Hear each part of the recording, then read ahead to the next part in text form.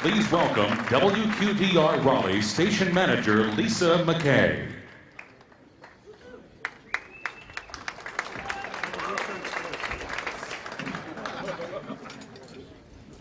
This is a thank you. Wow, she's tall. This is a thank you to Rusty's wife, Teresa, from all of Rusty's radio kids, and there are a lot of us. Rusty started in radio doing nights in Mississippi and earned his way up as a personality, being named in 1981 the highest rated FM afternoon DJ of all formats in America from Radio and Records. Then Rusty was named one of the greatest programs of the 20th century by R&R. He won Consultant of the Year 7 out of 8 times in Billboard magazine. He knew, and best of all, could communicate with real-life experience, not only the rules, but most importantly, as any parent will tell you, the reason why. Rusty's first visit to my first station, QDR, was an awkward one because I come from pop radio, and I spent 2 days interrogating him about country radio. It ended up with him leaping out of the car, probably before it stopped at the airport, telling me that I worked him like a mule in the back 40 at planting time. He also told me with a smile, because he realized I was just trying to make things better, just keep it between the ditches, Lisa. And that was my first Rustyism, but not my last. My favorite, by far, is to plan calmly, but execute with emotion. Mike Preston reminded me of another. When asked about a new song by a record person, Rusty replied, "I don't know, I haven't heard it tested yet." J.J. Job quotes his favorite Rustyism as, "It's better to do right than to be rich." That is why Rusty has spent his whole life working on a handshake and not a contract. I call that integrity, and it comes with a strong sense of faith, not just the kind you see at church on Sundays, but the kind that defines a man. Rusty says what he does, and he does what he says. His favorite song is the 23rd, which a lot of people interpret as having a trusting fellowship with our Savior, knowing that he will provide what we need, which leads me to the most important Rustyism. It's not what you acquire in life, but what you leave behind. When you work with Rusty, you work with him, not for him. He has given his kids, Nikki, Beth, and Kinsley, plus all of his countless radio kids, the very greatest gift of all, the ability to grow on our own. For 10 years, I've been pestering Rusty to give up the secret number of how many stations he works with, mostly because he makes us feel like we're his only client. Over time, I've come to find out that in the 39 years, he's helped make a difference at over 750 stations. He helped QDR dream the impossible dream to go from a 5 share to an 11 share, to fight off 2 direct competitors, and recently to win the 2010 ACM, the 2011 CMA, and the 2012 ACM for Large Market Station of the Year. That's the kind of leadership that Rusty Walker provides. Greatness rarely comes without sacrifice. Separated from his family 250 days a year, he delights in showing us the most amazing slideshow of you all on his computer. Teresa, you are always front and center, even when he's on the road, in another conference room, trying to manage at least 8 different egos. For a decade, I've enjoyed watching your girls grow up, and I look forward to watching your grandsons become young men with hearts like yours and Rusty's. Teresa, thank you for sharing your soulmate with so many of us. Rusty's been the reason for countless radio celebrations, one of which stands out in my mind. We were having after-dinner drinks at a bar, which is always a bad idea, and the band started playing a song. Rusty said, "That song always reminds me of Teresa with a tear in his eye." The song, "You Are My Sunshine." So, while we know that Rusty's real family is number 1, the rest of us will gladly accept being number 2. On behalf of 750 radio stations, countless country artists, and record labels, Teresa, thank you for sharing your sunshine with us. Tonight, it is my life's greatest honor to welcome to the Country Radio Broadcast Hall of Fame, Mr. Rusty Walker.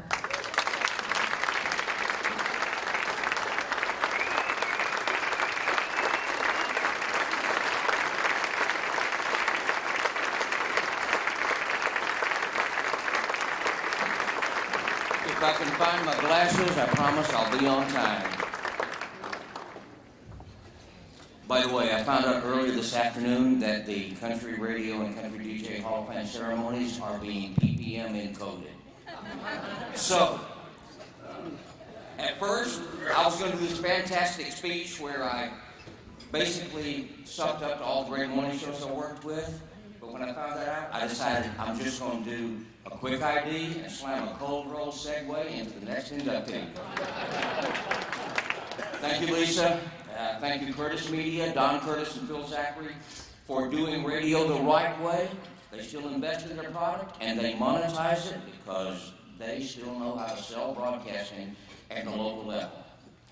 Also, I want to thank the folks at Big River Broadcasting who are here tonight because my original inductor was Jerry Phillips, Sam Phillips' son, and I went to work for Big River in 1975. Last Wednesday, due to the stress of trying to figure out how to say something nice about me, Jerry Phillips had a heart attack. Actually, it was really a cardiac moment, but he's doing well. Everybody says he's doing great, and love Jerry. He's a neighbor of mine on the Tennessee River. In the summertime, we see each other every day. In the wintertime, I only see him when I do station visits. But, okay, here's the deal. In reality, there are so many folks that got me to the point of receiving this honor that if I live to be 150, I'll never be able to repay the debt. Number one, I want to thank the good Lord for seeing fit to fling me smack dab in the middle of country music and a country radio revolution that will never end, right?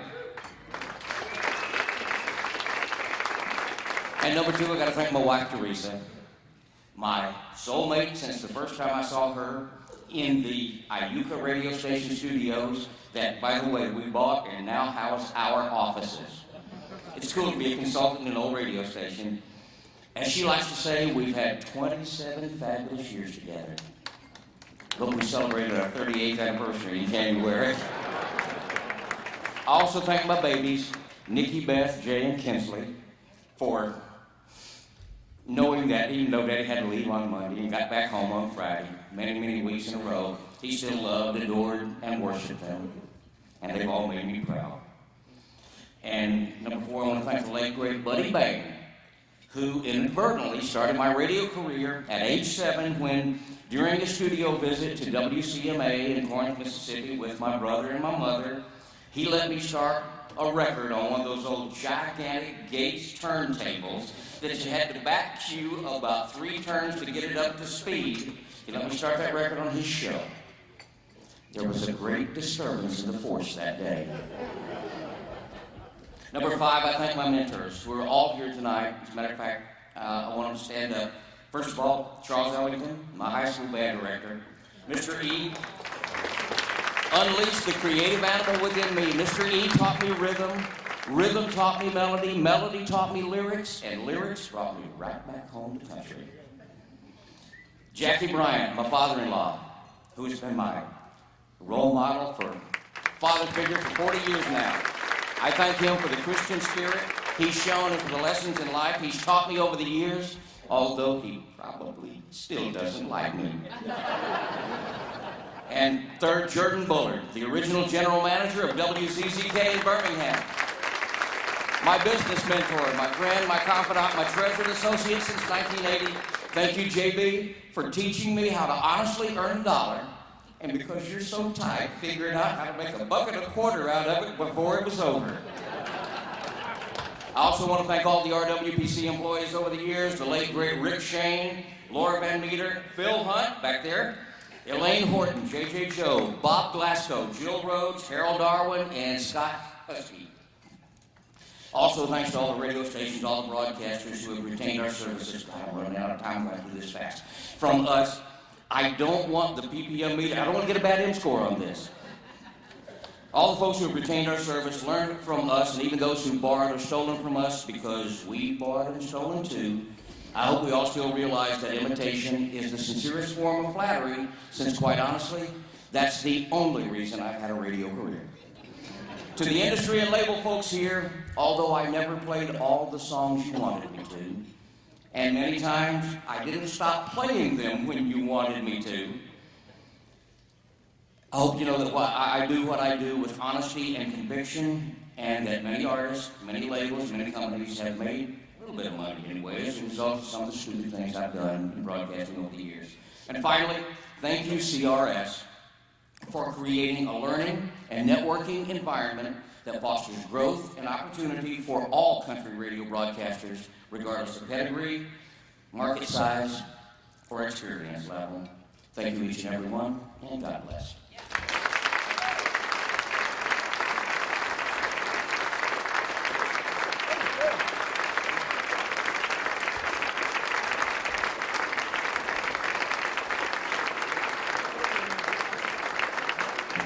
Hey, TK, on the nervous thing, got you beat, brother.